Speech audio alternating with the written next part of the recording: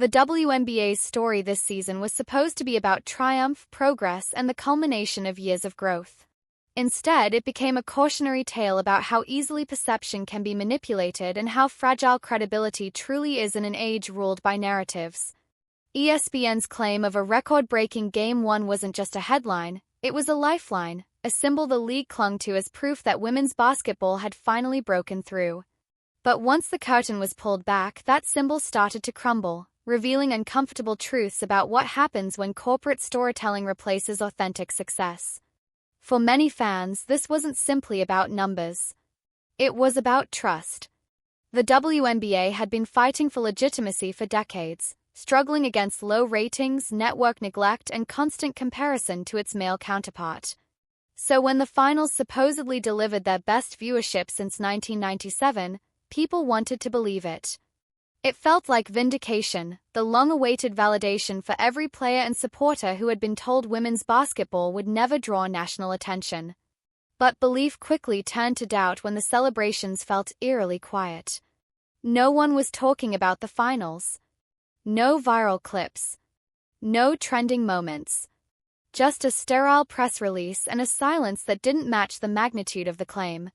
That silence grew louder with every question that went unanswered. Where were the official Nielsen reports? Why was ESPN, a direct financial partner of the WNBA, the only source releasing these numbers? And why did the methodology conveniently change right before the finals began? When it was revealed that the so-called Big Data Plus panel now counted passive audiences in bars, airports, and gyms, the illusion began to collapse. The league hadn't suddenly gained millions of passionate fans, it had gained a new counting system. A system that blurred the line between actual viewers and people who just happened to be near a screen. In a way, the discovery hit harder than any bad headline ever could, because it exposed something deeper than inflated data. It exposed insecurity. It showed that despite all the progress, the league still felt the need to exaggerate its relevance to prove it belonged. And in that desperation, it forgot what truly earned fans respect in the first place: authenticity. Because while ESPN and WNBA executives were engineering numbers, one player had already done what they were trying so hard to fake. Caitlin Clark made people care. Even though she wasn't part of the finals, her shadow loomed over every statistic.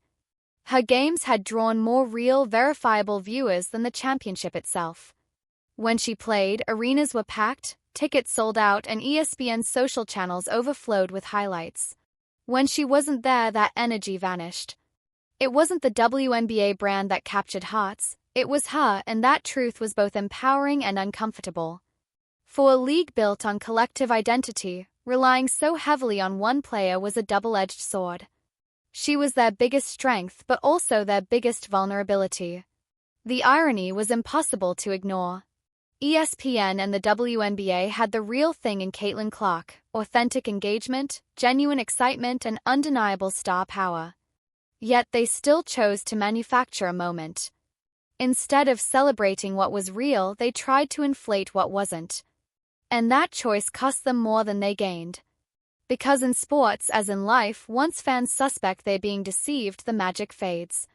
Every record becomes questionable, every headline feels hollow, and every victory looks staged. Still, beneath all the chaos, one truth remains clear: the WNBA doesn't need illusion to thrive. It doesn't need data manipulation or corporate spin. It needs connection.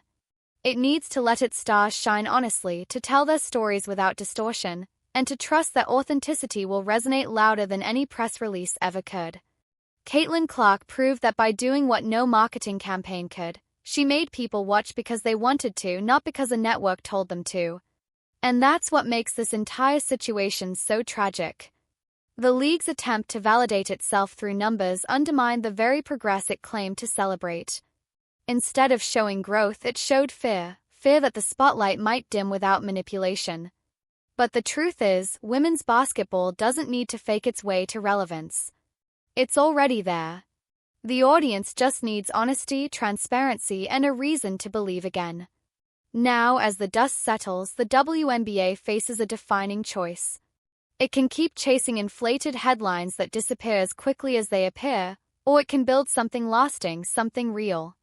It can embrace players like Caitlin Clark not as marketing tools, but as the heartbeat of the game. Because the future of this league won't be decided by Nielsen data or ESPN press releases. It'll be decided by whether the fans can trust what they're seeing. So, what do you think? Were these so-called record ratings a sign of genuine growth, or just clever manipulation hiding behind big data? Is the WNBA really on the rise, or did ESPN's spin create a mirage that's now starting to fade? And more importantly, can the league rebuild trust after this? Let us know what you think in the comments below.